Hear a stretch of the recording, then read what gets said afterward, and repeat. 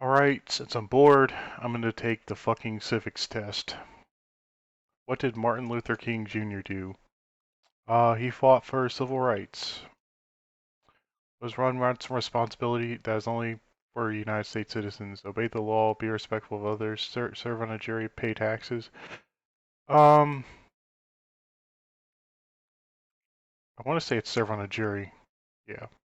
What's the name of the national anthem? The Star Spangled Banner. And it was actually written after the War of 1812? Yeah. When must all men register for the Secret Service? Between 18 and 26, men do not have to register at any age. Age 16, it's 18 and 26.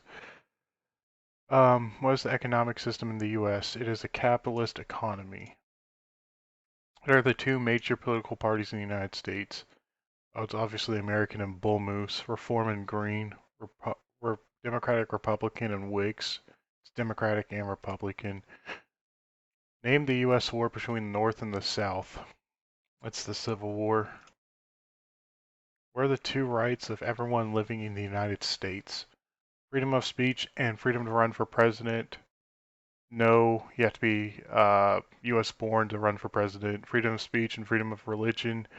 That's probably the answer. Freedom to petition the government and freedom to disobey traffic laws. That's obviously false. Freedom of religion and freedom to make treaties with other countries. You can't make treaties with other countries. Only Congress can do it. Let's go to the next question.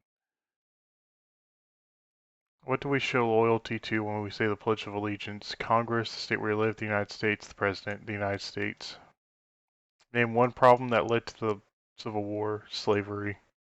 Um, what is freedom of religion? You can practice any religion or not practice religion. No one can practice a religion. You can't choose the time you practice your religion. You must choose a religion. It's A. It's pretty obvious. Who is the father of our country? I want to say Thomas Jefferson. Why is he called General? Well, like, I must have been thinking about the father of the Declaration, but yeah, this first question just proves I'm a dumbass. Okay, next question. Name one right only for U.S. citizens: freedom of speech, freedom of religion, attend public school, or run for federal office. Okay, these three are just you can live in the U.S. and get them. Illegal people get freedom of speech, freedom of religion, or public school. Running for federal office, you have to be a citizen for, if I recall. Yep. Okay, name two U.S. national U.S. holidays. So this is going to be um, national holidays in which the post office is going to be closed because those are the only federal holidays that the government observes. So it doesn't observe stuff like Yom Kippur or something, um, but it does like recognize national holidays that like a majority of people celebrate. Citizenship Day and Columbus Day. Citizenship Day is not a real thing. April Fool's Day and Labor Day. April Fool's Day is not federally recognized, although I wish it was. Labor Day and Thanksgiving, that's probably it. Valentine's Day and President's Day. Uh, However, I wish you could get the sweet, sweet pussy and the day off for D, but it's C. Who is the Chief Justice in the United States now? Uh, Barack Obama's the 44th president. Joe Biden's the 44th. No, he's not the 44th vice president. There's more than 44 vice presidents, but he was the vice president under Obama. Anthony Kennedy would get me if I didn't know he was already retired. So it's John Roberts Jr. Who was the president during the Great Depression, World War II? Franklin D. Roosevelt. If both the president and the vice president can no longer serve, who becomes president? The Speaker of the House. Um, was the one thing Benjamin Franklin is famous for? Inventor of the airplane, third president of the United States, U.S. diplomat, youngest member of the Constitutional Convention. Um, he did not invent the airplane. Leonardo da Vinci, I think, invented the earliest, like, earliest integration of the airplane. Like, it was just like a helicopter. Third president of the United States. Ben Franklin was never president of the United States. He was a diplomat, and he was. I don't think he was the youngest member. I think it's diplomat. Yep. Under our Constitution, some powers belong to the states. What is one power of the states? It's not create. Okay, the National Guard might be a thing.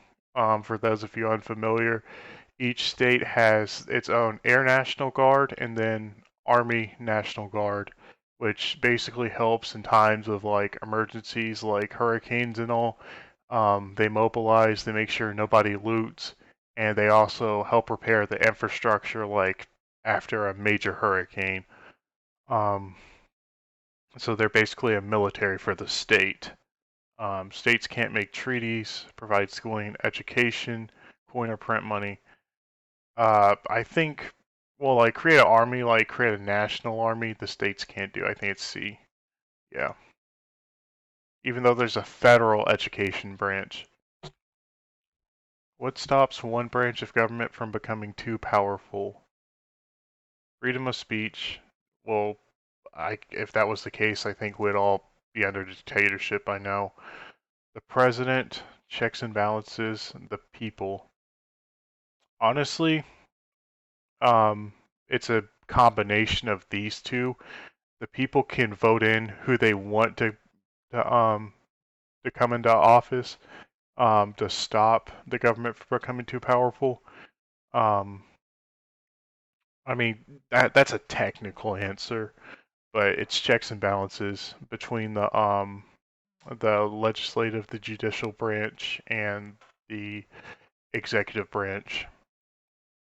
I want to see what question I got wrong again. Yeah, I would have made 100. Um, I'm just a dumbass with this one question because I'm like, oh yeah, Thomas Jefferson penned the fucking Declaration of Independence. He must be the father of our country, but no. All right, that's all I wanted to do. Uh, bye.